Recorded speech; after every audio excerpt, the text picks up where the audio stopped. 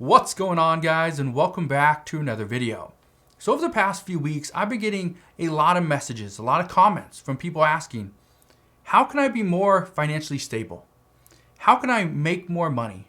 How can I spend less money? What can I do? Well, in today's video, I want to address some of those questions. And in today's video, I'm going to give you my 7 personal finance lessons that have completely changed my life. Okay? These have completely changed my life. Some of these things are simple. Some, it's a shift in the mindset. So I want to address what actually has worked for me and what could potentially work for you. Now let me give you a little bit of a story. When I was younger, I would count every single dollar that I had. Every single dollar that I had, I do this multiple times a day.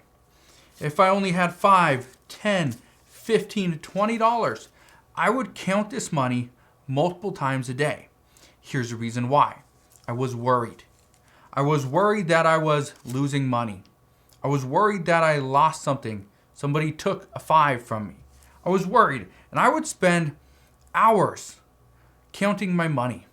Here's the problem, and this is just a bonus tip.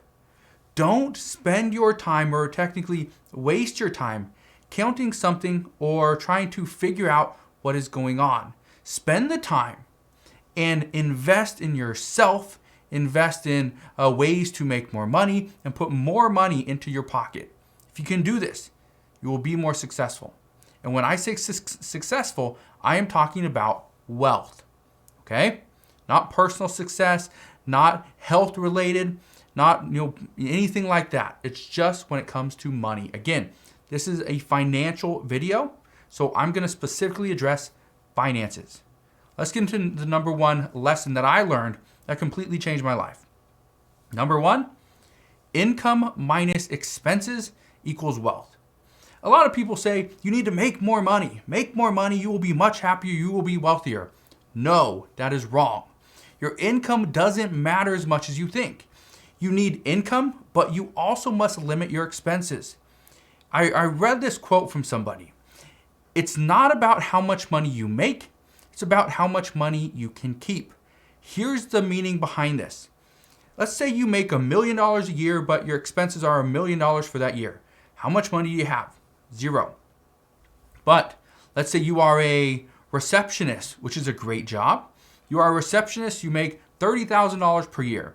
And in that year, you only spend $18,000 on expenses. Guess what? You have $12,000 left over for that year. Now, I would say that person is more successful and better off than the others. Okay? So, your income minus expenses equals wealth. The second lesson that I learned is having multiple sources of income is the key. Create a side hustle. This is what I did, just to give you an idea. I was doing affiliate marketing. I'd create websites for people. Well, then I got into, I'd sell items on Amazon through Amazon FBA. Then I decided, on top of that, let's create additional sources of income. I started selling on eBay. I started multiple YouTube channels. I sold online courses. I even did consulting. I would do hour-long consulting calls.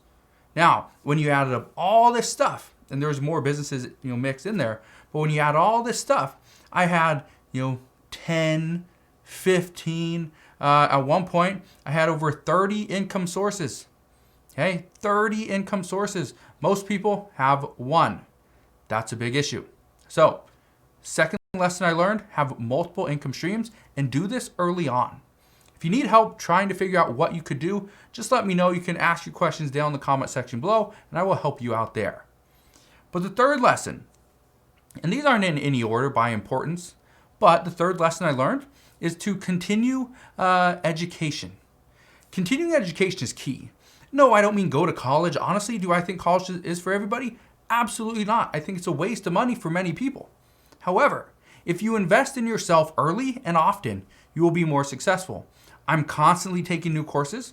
It doesn't matter if it's through a college or somewhere like Skillshare or through an online course through Teachable or something like that. I'm constantly taking new courses. I'm always reading something online. Books are key. I'm continuing to educate myself personally. I don't have to go to college. I do not need an educator or a teacher. Okay? I need somebody that can teach me something. And if it's through a course, whether it's free or paid, I will take it. So continue to educate yourself. That is one of the most important things I personally have done that have completely changed my financial future. The fourth thing, track your goals. If it can't be measured, then don't track it. Don't try to track it. Okay? I don't track happiness. Okay? I don't track happiness. What do you track? How many smiles you have in a day? No. You can track weight. You can track money. You can track wealth. You can track your savings, your debt. You can track your credit score. Track your goals. Whatever your goal is, make sure it can be measured. Make sure it can be measured. I remember talking to somebody just the other day. They said that they want to lose weight. Okay, great. Well, how do you plan on doing that? How much weight are you going to lose? They didn't know. I said, well, here's what I would do. If you weigh, let's say, 300 pounds, that's probably not very realistic, but let's say you weigh 250 pounds, you want to get down to 225 by the end of the year. Let's say you need to lose 25 pounds. Okay, figure out, work backwards. Start from the end of the year, go all the way back. How much weight do I need to lose per week or per month? Figure that out. It'll be much easier and you can track it. But here's the key. Seeing your progress throughout the year, that's the most important part. Because the way we are pretty much wired as a human being is we have to see progress. If we don't see progress, we quit. So track your goals, see your progress, you will be successful. The fifth thing, stop buying stuff you don't need. This is something that I used to do. My kids, especially when they were a little bit younger, we'd go into a Walmart or a Target and they'd be like, oh, I want that and I need that. And okay, let's buy it. Well, stuff we didn't need. But when I stopped buying stuff that we didn't need as a family or I barely used for my business, my wealth soared. I began investing more into things that actually made me money. I would spend weeks contemplating a purchase on something that I wasn't sure if I actually needed. And after weeks of contemplating these purchases, most cases, I just decide I don't need it. I've got by with it for the past 2 weeks. Why do I need that? So stop buying things you don't need and you will be more successful. You will have more money. Here's another one. Probably my biggest tip, okay? If you have money. Now, I used to only invest an extra $20, maybe $50 a week when I was younger. And things went okay, and I made a little bit of money from my investments through stocks and things like that. But when things ultimately shifted and I made the change to invest $1,000 to $5,000 a month, right? Things started to change. And it's not about the amount of money that I was investing or the amount that I was making per month or week, right? That's not what changed. What changed was my mindset. I had a mindset shift because I knew I could live off less. At the same time, my wealth was going up. I could live off less. My income didn't change. And so everything just stayed the same, except I knew instead of spending money on this and that, I could save it, put it into investments, and I'd be better off in 3 weeks, in 6 weeks, in 6 months, and even in 6 years. I knew I'd be much better off. So by continually investing, that's the key. Now here's something that I do, and it's a very basic strategy. Now, I don't work for somebody, okay? I am self-employed, but the way things work is I take about 50% of my income, and that goes right to taxes, right? It's gone. It's over there to taxes. Then I take about 35% of my income, and that goes towards investments, okay? I do not need to save any more money, have enough saved, and I don't take any of my money and put it into a emergency fund because I already have that. But what I do is 50% towards taxes, 35% towards investments, and no more than 15% of my income goes to needs and expenses.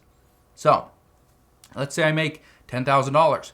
$5,000 goes towards taxes, $3,500 per month goes towards investments, and $1,500 would go towards my needs and expenses. This means my mortgage, don't have any car payments, but if I did, a car payment, insurance for health insurance, vision, dental, everything, right? A phone bill, electricity, everything, 15%.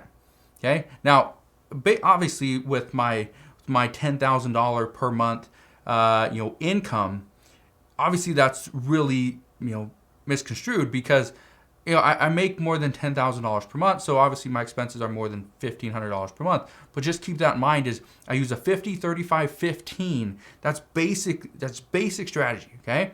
And it works, all right? So if you have any questions on that, please let me know, but that's what I do. Now, some people might say 35% towards investments, I can't do that. 15% towards my needs and expenses is too low, I need more. Well, if you need more, bump it up. Just keep in mind, I didn't start at 15% for my income, of my income for needs and expenses. I probably started at more of a 50-50 split, okay? And that was when I was working. Remember, I didn't always have a business. I had to start somewhere, right? I was a financial service representative, okay? I was a computer technician. I was an engineer, okay? I was a machinist as well. So I've done a lot of different things, but just keep in mind that you have to figure out where you are at personally, start there. The seventh thing, probably one of my more important ones that I didn't know I needed until somebody told me. But number 7, for my financial lessons that I learned that has really helped me out, is to find somebody that can hold you accountable. Now, when I was younger, it was a family member. Even now, I still look at, some family, but the majority of my mentors and people that I find that hold me accountable are successful friends, mentors that have already gone through the path that I'm currently taking. Whether it's on YouTube, whether it's financially, through real estate, right? Investments, it doesn't matter. Find somebody that's more successful than you and pretty much use them as that stepping stone. You're gonna get to places much faster. I also made sure that the people around me were a whole lot smarter than I was in more than just one way. If it comes to investments and people know more about investments, great. I want them to be my friend. If it's more about taxes and I need to know more about taxes, I want to be that person's friend as well. If it's about real estate, about business, marketing, it doesn't matter. I want to be that person's friend because guess what? They know more than I do. One thing I learned from Jeff Bezos, from Elon Musk, from Shaquille O'Neal, is you do not want to be the smartest person in the room. If you are the smartest person in the room, find a different room because that means everybody's looking at you. That's not the way you want to be. So, one thing I do is I continually have weekly discussions, if not, a little more frequently, but it's normally weekly, potentially monthly discussions for some people with these mentors and friends of mine to ensure that we're all on track to reach our goals and be successful. So that's what I can tell you. If you want to be more successful, you want to get to that next step in your life, one thing you need to do is track your progress and celebrate your achievements. Okay? They may not be great, they may not be the biggest achievements in the world, but any achievement should be celebrated. Big or small, celebrate your achievement. So those are the 7 financial lessons that I have learned that has really changed my life. But let me just ask you this one thing. From this list of 7 things I just gave you, what is the first thing you're going to implement? Let me know down in the description box or the comment section below. But again, that's what I can tell you right now. If you have any questions whatsoever, you can always ask your questions down in the comment section below. Again, thank you guys for watching. Consider subscribing, and I'll see you guys on the next one.